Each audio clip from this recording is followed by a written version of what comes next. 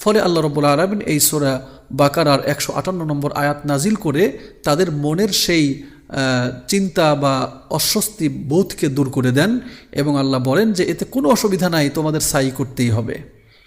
তো এই ছিল